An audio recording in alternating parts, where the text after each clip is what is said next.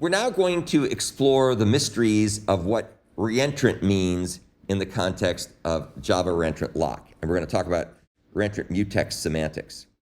And these are sometimes called recursive mutex semantics as well. We're also going to show an example of how all this stuff works in the context of this program, this test program that's available in my GitHub repository. And it uses Java ReentrantLock cleverly in the context of the Android CountDownTimerframework. And we'll talk a smidge about what the Android CountDownTimerframework is. And it's used for things like stopwatch apps where you want to count down from something to 0.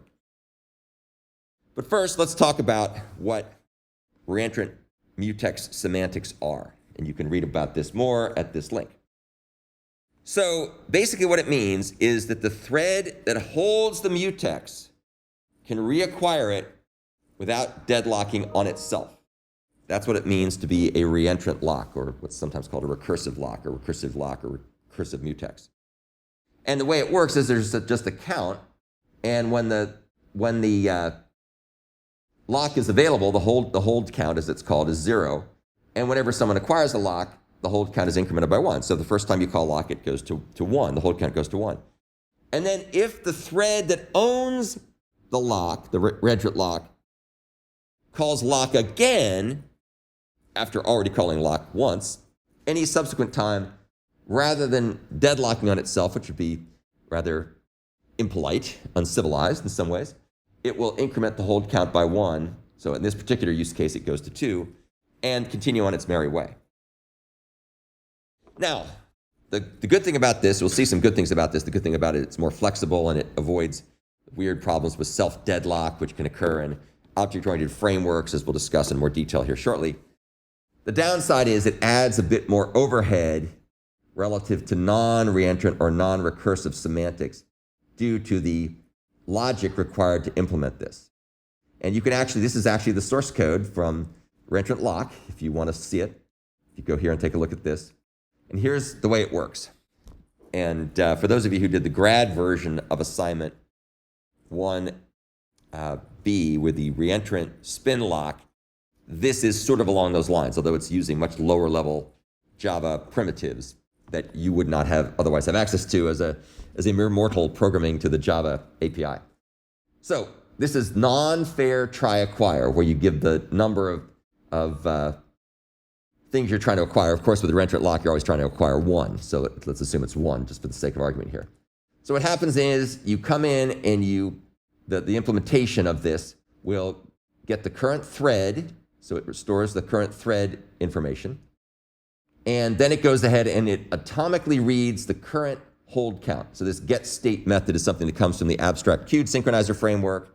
And what it's going to do is it's going to get the current count. So if the count is 0, then we're going to see if we can atomically set this to whatever count we want it to be. So if the count is still 0, we're going to set this to acquires. Let's say that's 1 for sake of argument. So what it's saying is, let's go ahead and see if we can get this lock. Now, an interesting thing, this is actually the same trick that those of you who did the grad student version of the reentrant spin lock remember, because I gave my comments about this.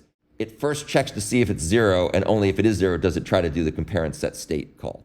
So that's meant to improve the caching, the cache coherency. If we're able to atomically acquire this, we then become the owner. So we say our thread is now the owner of this particular lock, and we return true. So we got it. Yes, sir. Oh, great question. Yeah, so the question is, why do we check to see whether the count is 0 before trying to do the atomic operation? Well, if the count is non-0, that means somebody else holds the lock.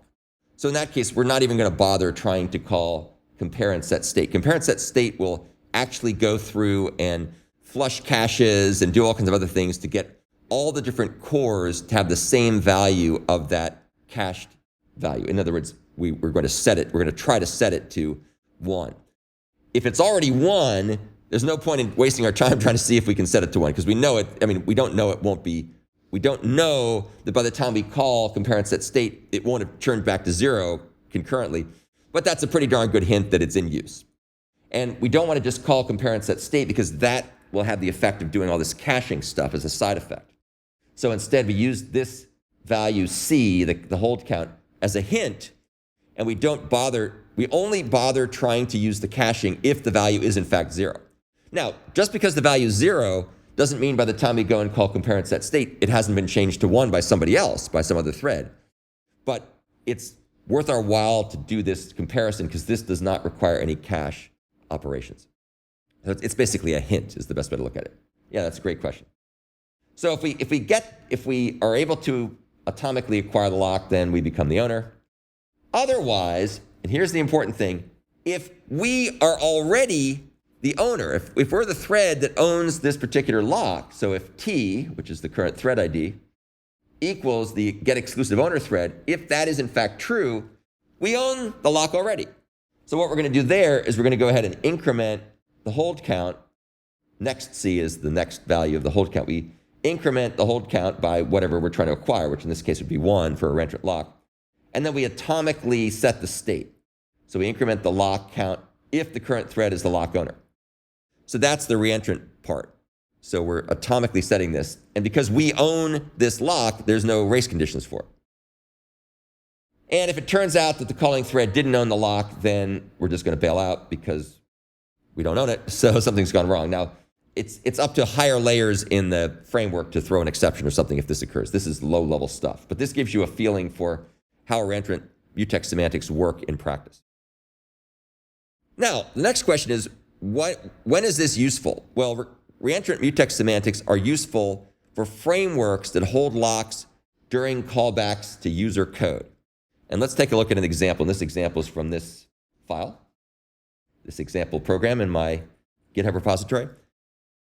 And this is basically the Android countdown timer. And the countdown timer, as I mentioned before, is basically a nice little framework where you give it the amount of time in the future you want to consider things counted down. And then you, like, it would be like 30 seconds from now, for example. And then you give it a duration or a tick that says, every second framework, please call me back. Please call back my on-tick hook method because I want to do something every second or every 2 seconds or every 5 seconds or whatever the periodicity is. And what you typically would do in that case, if you're building a stopwatch app, would be that you would display the current time. So every second it would count down. So that's what a countdown timer is. And you can use it for other stuff besides, stopwatches, but that's the idea. So what happens here is we're going to schedule a countdown to keep calling back on tick until some time in the future, like 30 seconds from now. And there'll be regular notifications at a given interval along the way by having the framework call back on the on-tick method. So that's what the framework does. Now, here's the interesting part.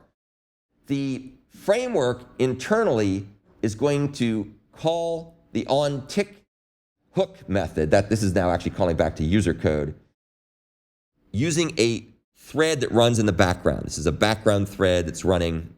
You don't control it. It's created using, I think, the Java scheduled executor service, which we'll talk about later. And the way that this run method works here, that's doing that processing, is by acquiring a Reentrant lock, and with that lock held, calling on tick.